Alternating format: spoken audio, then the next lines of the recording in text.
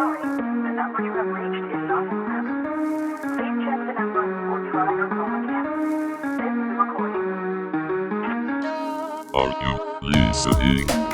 Hello there, I'm Darius, and I'm Sam. and welcome to the Oxfordshire Youth Podcast. This podcast is by young people, for young people, just to talk about the things that we care about. We're here to give you a voice, whether that's to voice your creativity, your professionalism, or just something that you're doing that you feel needs to be spoken about. And if you want to get in touch and actually get on this podcast, you really can.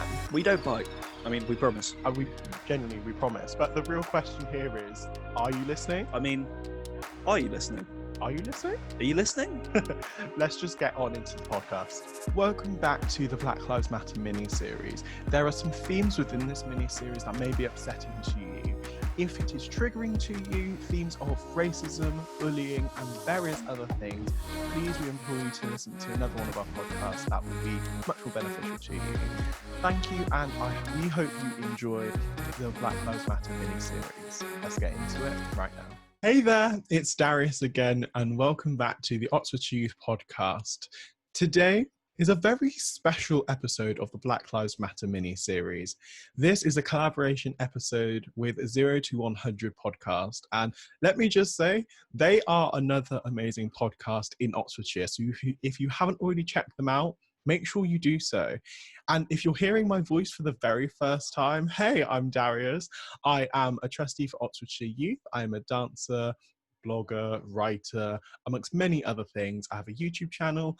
And yeah, I am one of the co-hosts of the Oxfordshire Youth Podcast. So thank you so much for being here with us today. This is the Black Lives Matter mini-series, and this part is called Fantastic Allies and Where to Find Them. We will be talking to so many amazing allies, including Bear and H, because, you know, they're amazing. And we want to get into so many deep conversations on why we should all be allies, why we should all be standing by, you know, Black people, especially not even just now, but forever. Everyone should have been doing this. But right now, like, everyone needs to kind of open their eyes a bit and realize, oh, we probably should be standing by these people. So it's going to be a super exciting episode. We have lots of people on to chat to. And yeah, it's definitely going to be super, super fun. If you've come from the 0 to 100 podcast, you're in for a treat. Like Bear and H are absolutely amazing. Their podcast is fantastic.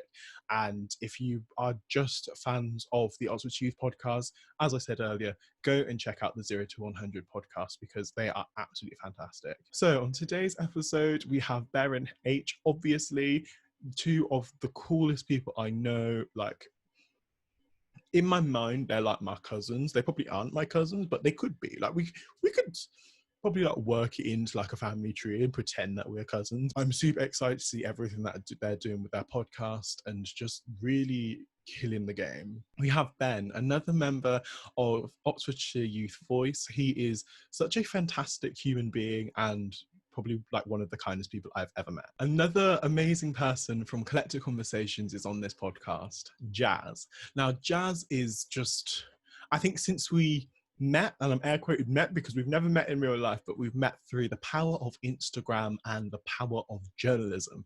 It's been absolutely amazing getting to know her background, like things that she's been through, and just get into some really deep conversations. And I genuinely believe Jas will be a friend for life. Another friend for life is Saskia, also met through Collective Conversations. She is the LGBTQ plus editor of Collective Conversations. So it's going to be really interesting to get her viewpoints of everything that's going on in the world. And last but by no means least, my brother from another mother. Like, genuinely, like, we are, in my mind and in his mind, we are family, and there's pretty much no one who can tell us different. Ricardo, he is a fantastic model. I am extremely proud of his progression, and it's just going to be amazing to have him on and all of these other amazing people. Let's get right into the depth of this conversation. I'm so excited to invite everyone on right now. Hi, everyone. It's so lovely to see you, to have you on this podcast. So many amazing, beautiful people on this one episode. How are you all feeling today? Like, I mean, this is mind-blowing for me because there was just so many of my friends on here, and it's like, oh my goodness, like my people all in one place at one time, yet we're in like this whole quarantine season. It feels great. Like, we're gonna start off with Bear and H. Like, as you know, this episode is a collaboration episode with the 0 to 100 podcast. So we're gonna start with these boys. Like, as we've said previously, like, they are my cousins. So cousins, how you guys doing? Hello, cousin. Yeah, I'll go by the name of Bear. And I guess the thing is, our backgrounds is, well, I'm a gas engineer by trade, stroke plumber. That's why I noticed the copper pipes in the background. It's just my thing. And I'm basically from electrical background, construction as well. I'm not actually Oxfordshire born. I'm Aylesbury, but Bear is from Oxford, so that's literally. Yeah, and like I said, our passion is the podcast. Right now, you kind of can see the podcast room, if not. Logo is supposed to be there, but that's a long story. Like I said, yeah, other than that, yeah, our passion is just podcasting, interviewing, directing, all that creative kind of stuff. Yeah. I mean, I've had like the privilege of knowing you. I mean, I feel like I've known you since birth now, but I've only known you like 6 months or so, which is mad to me. It was soft launch, wasn't it? Ed's NX Mags. Yeah. And that was literally like September last year. So that actually, no, it's probably now almost a year ago now. That's mad to me because I feel like we've literally grown up together. Wow. Wow, we're getting old. Yeah. We are getting old. You first where you had this, can we say what you wore? Oh, yeah. You can say exactly what I wore. Like, I want to know this. This is when the gold toilet got robbed, yeah? And next thing you know, Darius just stolen. Yeah. And Darius just comes in there with some bright gold shoes. And I was like, right, I'm eyeing up Darius like, yo, I'm looking at the CEO like, I think I know where your toilet, I know where your toilet went and what it got melted down into. So we had Dominic, the CEO of London Palace, who stood there, and we had Richard Rosser from B4 Magazine Stroke Network, and we all kind of were talking about this toilet disappearing, and all I had just went, there's your and Darius was standing there like, it wasn't me. It was me. Like, I'm sorry, guys. It wasn't me. Like, I know I'm black. I know people think black people rob things, but I did not steal the toilet. Like, we were like, for once, we're not getting done for science. Yeah, so we were like, to the next brother over there. Now, Jas, my sister in dance, my sister in like creative writing, like, how have you been over this time? Like, it's been a whirlwind, the fact that we met during quarantine, and again, feels like I've known you forever. I know, it's mad. It's sometimes you just click with people, and I think that just happened, like, with you. When you I think we have quite a lot in common, both coming from quite a dance background. Just, I think that does connect you a lot. So, yeah, no, it's been so nice getting to know Darius, and all of your projects as well are just amazing. I have so much admiration for you. Thank you so much. Like, guys, go to Collective Conversations again after you listen to this podcast, or whilst you're listening to this podcast, you know, multitasking, like, go and read all of Jas's column. Like, just enjoy yourself, like, have fun, and just eat it all up, because it's absolutely amazing. And like, I'm actually proud to have like 2 members of Collective Conversations on here at the same time. So like, we're properly representing today. It's absolutely amazing. So much promo to come. Like, there's so much good stuff on there.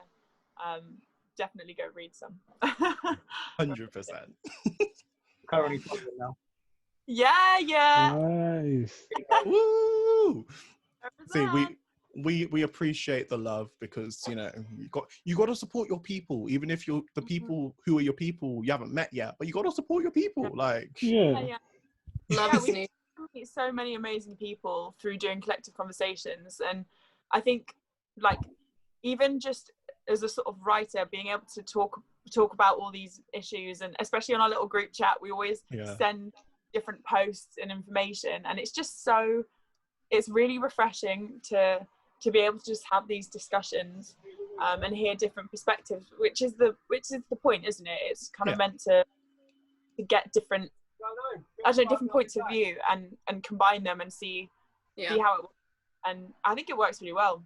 It's been really successful, so 100%. But honestly, like, that's how I've sort of been keeping up to date. It's, again, I think being able to surround yourself with people who do like to think about these things and keep up to date educated, that's just been so powerful in sort of over quarantine and everything, because we've had much more time, or I don't know, most people have had more time to reflect and to read and do all those things. And so Collective Conversations has just sort of educated me and made me just 100 times more passionate about all of the social injustices that we kind of are trying to address, which I thought was great.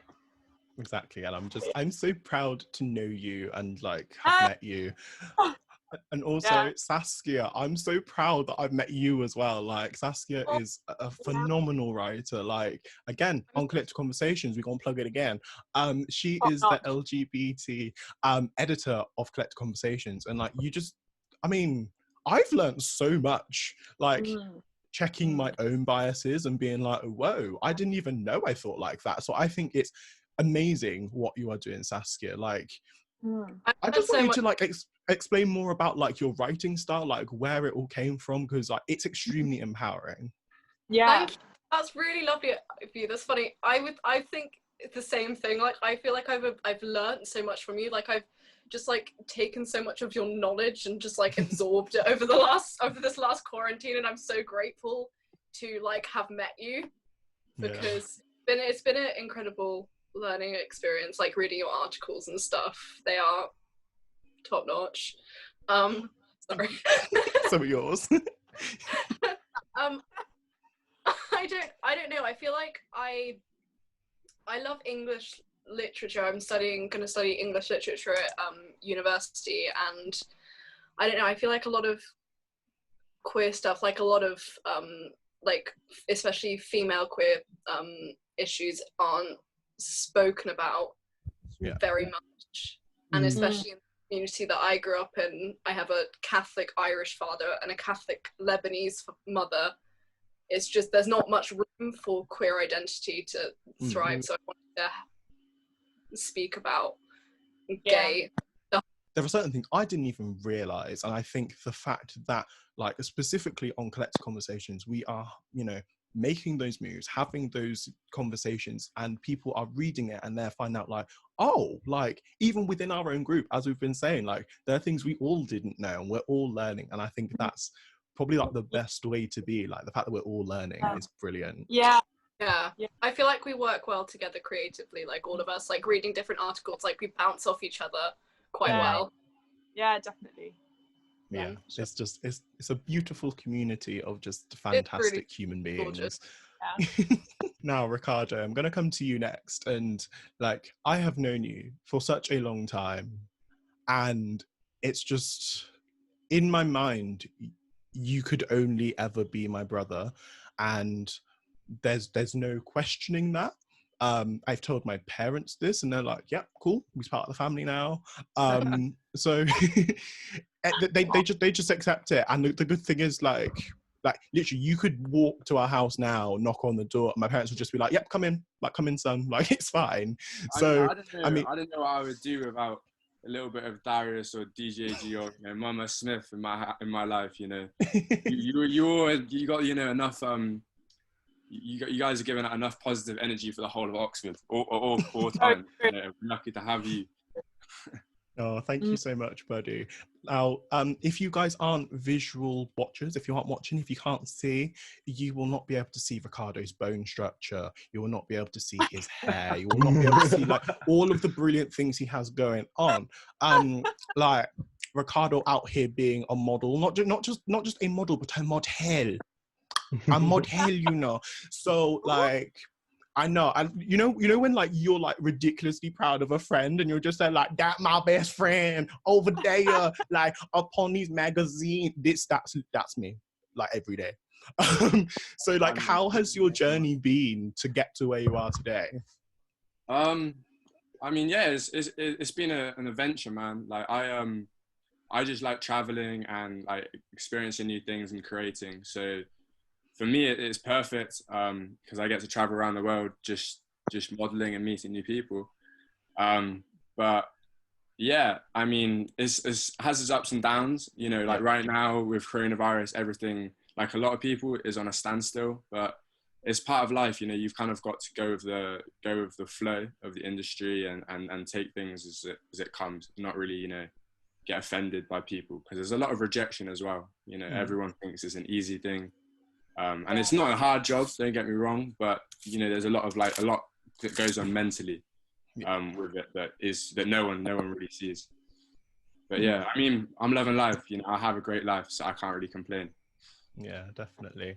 And if anyone listening or watching is looking for a model, like there is one right here. Like, you know, pay him the full coin. I don't want to hear none of you being like, oh no, I'll pay you with like free promotion. No. Money, cash, money is what is needed. Okay. Yeah, Thank you. Promotion doesn't stock my fridge. Like, could you imagine if it did? Like, could you imagine like me walking around just like everyone just like, do you have money? Do you have a business? Like, do you need a model? Ricardo literally that would be my marketing strategy, and like I would bargain to get you like the most amount of money humanly possible. So. Yeah. You're the biggest cheerleader, honestly. Every single post, every single time I get like a shout out from you, man. Like you keep me going. You know, on my bad days and that, you're there and you got my back to the support. So I have nothing but love for you, man. I love you too, buddy. Ben, how are you? How are you? I'm good, thanks. Recently discovered your TikTok, so that's been interesting. Thank you. It's an interesting place, which is going to get more interesting because I'm potentially going to get more socially active on there. I'm not sure how, but we go and work out some kind of thing to be like Black Lives Matter, feminism, all of the things, support the people. I've not been up to much during lockdown, you know, because still in the school, so just trying to keep up with all of that, really. But yeah, not doing any cool creative projects like all you guys are, unfortunately. But I've been trying to design some games and stuff. So just you know, thinking about stuff for the future. But I not got anything out there in the public, unfortunately. I mean that's fine, but like I love how you tried to downplay that wasn't a really cool thing. Like you're just like, oh, I've just designed some games. Who does that in their spare time? Like who just casually is like, oh, I just designed some games. Like that's an amazing thing. It's, you know,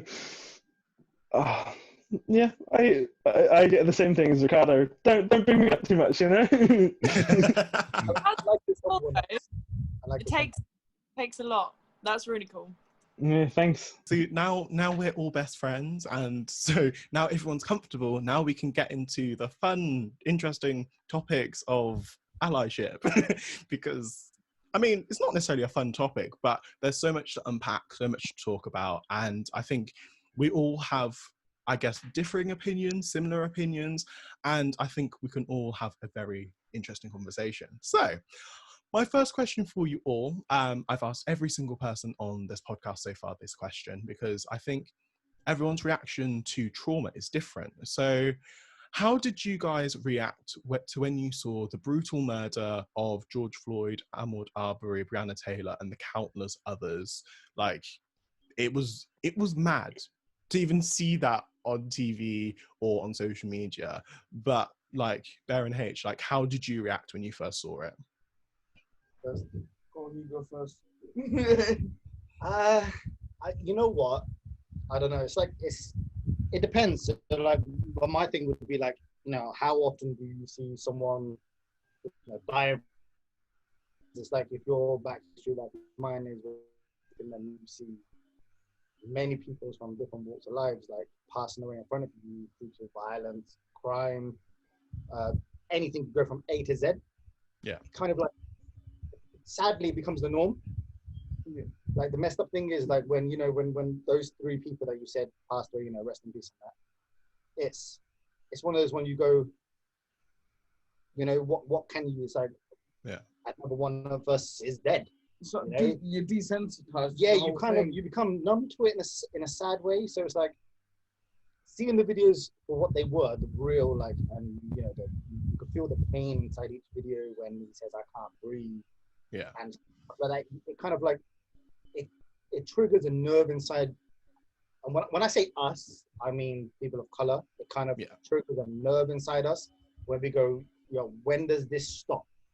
Like when is enough? And then when you see anyone die, it kind of triggers it. But in a sad way, it was kind of like, cool, another one passed away. When this happened, I mean, you get used to people dying anyway, I guess, when you come from our background. But then when this George thing happened, it was like some people why are you making it a big matter now, even though it happened all the time? And it's like it came to a point where the pressure's just been building, and this was the last straw that broke the camel's back, right? Yeah. It's how people are getting angry and this and that, and people are, well, it's just one guy. But the thing is, it's not just one guy. It's the fact that it's kind of been happening for so long that now it's considered the norm. Beforehand, it used to be a beatdown, right? Yeah. So it would always be a beatdown from law enforcement, from another party, another crew. But now it's become, instead of a beatdown, it's a beatdown plus, okay, cool, we're going to start killing, Yeah. And it kind of like, when you watch these videos, it kind of like shows you the sorts of human beings that are living on this world right now. And it's crazy for some people to sit there and turn around and say, no, it was just. There's nothing just about kneeling on someone's neck. Anyone from the age of 5 and above would realize when you stand on someone's neck or hold someone's neck or put something against the neck, pressure's pressure. And it's just like, when you look at it, you kind of think, is it necessary to have 15 people on one, 5 on one, 3 on one? Like when we used to grow up and there used to be fights in our neighborhood, we knew 3 against 1 was going to be unfair. Yeah. I mean, unless you were some 6 foot built like Brock Lesnar type of, Hulk Hogan, then, that's all comic and Marvel and stuff. But, no one's Thanos in this world. But, it's just, I don't want to say I didn't want to look at it and turn around and say to you guys, say, oh yeah, it's just another person dead. But sadly, you kind of go, all right, well, what can I do now? Do you know what I mean? Where does it become a point where you can actually say something without sounding to someone else as in, oh, here he goes again, going off his rocket again. There goes Bear. They're shooting off like a crazy Muslim man. Oh, here we go with the stories, sounding like an old man. Where do you, so yeah, that's pretty much how we kind of looked at it. We were just, I mean, without sounding, we were just annoyed. We just got sick and it's sad. Yeah. And I feel like that annoyance is something that has resonated with a lot of people, no matter your background, race, or anything. It's just kind of been like, this is a person's life who's been taken, and not even they've just died. They have been murdered, lynched, assassinated in broad daylight. And it's not like it was anything that happened undercover. It was in the middle of the day. So, and the fact, I don't want to even bring up what happened in that video, but seeing people around it and just kind of filming it was like, wow, at that time you're so traumatized being around it that you couldn't have even gone over to have helped, because you're like, well, if I help, is that going to be me too? And it's like, do I just stand there, record it so there's evidence of this, and hopefully that with me recording this, hopefully it doesn't happen against someone else. But unfortunately, we're living in times where it continues to happen. And from the time of George Floyd's death, there have been countless other murders that have happened. And it's really quite terrifying. Jas, how did you feel about it? And how has your feelings changed from when it happened? And now that we've kind of progressed a bit more during this period, have your opinions or thoughts or feelings changed on that? Well, I guess initially when I sort of first heard of it and when the video was going around, I was a mixture of horrified, outraged and hurt. And I think it's so true that we are kind of desensitized to particularly people of color dying, because if you look, there are so many videos online that are viral of incidents like the same as George Floyd, and it's terrifying, isn't it, that there is we're so almost used to seeing that, but even then, when my immediate reaction to what happened to George Floyd, it was that, I mean, I guess it kind of made me more angry than I already was about racism and how overt it really can be, and how many people still deny the fact that overt racism exists. And I think now the feelings of kind of, I mean, they're still there. I think if you really think about it long enough, you will get angry or hurt. And I mean, this is coming from a white person as well. So, I can't even begin to understand how it would feel as a black person to see that, because that's a completely different experience, isn't it? It's just traumatic. But I guess now, I think that was, again, it was the straw on the camel's back. I think that sort of led me to, that anger drove me to do a lot more in my own life, just with the people around me, my own sort of circle, to do what we can on a local level to change things. And I think now it's become such a, I guess, productive, really. I think that's probably the right word, productive sort of feeling, because I guess I'm now more aware and more educated on racism than I was before, because I had that fire in my belly saying, do you know what? This is happening. This is still happening. We're seeing it again and again. It happened, I think, with, every so often we do get these massive outcries. With Sandra Bland it happened because, that was such a horrific story, and was sort of brought to news in a similar way of outrage, as we should be. We should be outraged by these things. And I think, I guess each sort of cycle and each time we start caring again or we sort of show up, and particularly sort of white people start actually realizing and switching on and like acknowledging how bad it is, I think that's when our feelings become stronger and we get more of this anger and this like fire in our bellies to do something, which eventually transforms into something more productive and something kind of more long lasting, I hope, at least. Yeah. Thank you very much. Saskia, how do you think that we, like, as people, can continue that momentum going? Because obviously, like, no one wanted to see George Floyd dead. Like, no one wanted that. But he has been this huge catalyst in seeing all of this change around the world. So how do you think that we can get to a place where we continue this momentum going and it doesn't just stop and just become just another hashtag? I think it really kind of, the fact that it took something, so because this has been, as Jasmine just said, it's been happening, and like as like you as a black man would know from your own experiences, police brutality and like racism has been there all the time, and the fact that it took something so horrific and emotive and like something that was filmed and went viral for like white people to wake up, like such as like me and like people who other white people who I know who have protested, is kind of messed up. So, but I think this time there has been a massive sort of like, the outcry has been more intense, and I think people, especially white people, just need to keep like listening.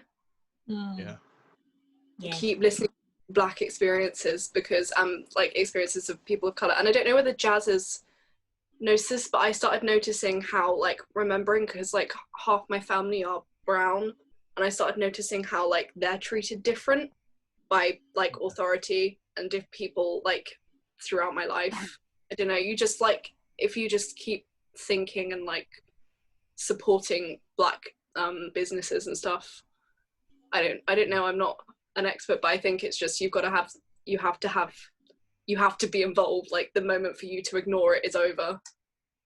Definitely. And like, Yeah, agreeing with like supporting Black businesses, because currently I am wearing a Black-owned business. I'm currently a melanaire. If you didn't already know, I am melanin rich. So you can head to, like, there are so many amazing Black-owned businesses in the UK. And if we take the UK out of the equation, just in Oxfordshire alone, there are so many amazing Black-owned businesses that you can just support. You can support today with a couple of pounds. Like, it's that simple. Like reposting and stuff is like good. You're sharing, not like actual progress has kind of come from economic like support of Black and brown communities. I was going to say what you said there is actually like the main point. It's like, you know, when you said, you know, you've seen your family that's got, you know, your other side of the family that's brown, and it just in this kind of clicks. This is like my point. My point's always been that no matter what a brown and a Black guy does in terms of protesting and excuse my, this isn't ignorance, it's just me speaking, to other white people it looks like, oh, there they go again. Do you know what I mean? Oh, haven't they got it good? Haven't they got it great? You know, well, look what we provided. And it's just like what it takes for the change to happen, and a lot of us said it and a lot of us agree with it, it takes another white person to jump on board, another like-minded white person to jump on board and say, hold on, that's not right. We got to change it. And then you said, exactly. And you've seen, you know, your brown family kind of like see how they get treated by the little bits of walking to the shop or buying something. It just takes that one little switch, and once that's flicked, you go, oh, so there's another whole different world out there besides the world that I'm in. Yeah, so, you know, and also because there's so many people who kind of find the idea of acknowledging privilege and all these kind of really subtle nuances, they find them quite difficult to understand. So, you know, I've actually had conversations with people who I know have spoken to a person of colour about race, and they sort of automatically get really defensive, and that is just shuts down any possibility of learning and of actually listening actively. So it's such a shame, and it shouldn't be this way at all, but sometimes it's easier for a white person to get through to a white person because it feels like less of an attack. So in a way, you get more power for being white because, you know, you have so much power to influence other white people. Yeah. Just find that you find common ground with your other. Yeah. This is really sad, but like me and H find a common ground because we're both brown, both Pakistani, both Muslim. Me and D would find common ground because we're both Black and brown. We share the same principles. We share the same bruise, the same trials and tribulations. But like, you know, sad to say, for myself and you, we don't have that common ground yet because let's just say, you know, we need to find a common denominator. Yeah, like we just met each other. But like now we're sat on this podcast like 45 minutes deep, and we're already finding the common ground because you already found that ages ago with, you know, your own friends and the different lights. Yeah. And it's sad to say this, but coming back to what you said as well, which was great. Doesn't sound great, but it was a great point that it had something tragic always has to happen for people to come together. Yeah. Whether we see a death or annihilation or a takeover. Yeah. The minorities in the group always come together, and they have to come together at this point. But we got to have other fellow white people on board with us. Yeah. I've always said this day. We like, and I said this to H the other day. Like, we need like a Jeremy Corbyn before he became completely shifted out and done for what he was done for. But like, we need that strong figure to speak to for her culture and her background to try and say, look, listen, I got my people behind me. We've got to sort this out because this is wrong. Yeah. But no, it's great. It shouldn't be only the responsibility of people of colour to sort out racism because it's a white, you know, it's in a lot of ways a white problem, and we need to do our bit. It's been too long of denial and absolute ignorance to the thing about racism, amount of racism and oppression and just crimes against humanity that have been committed by white people to people of colour throughout all of history.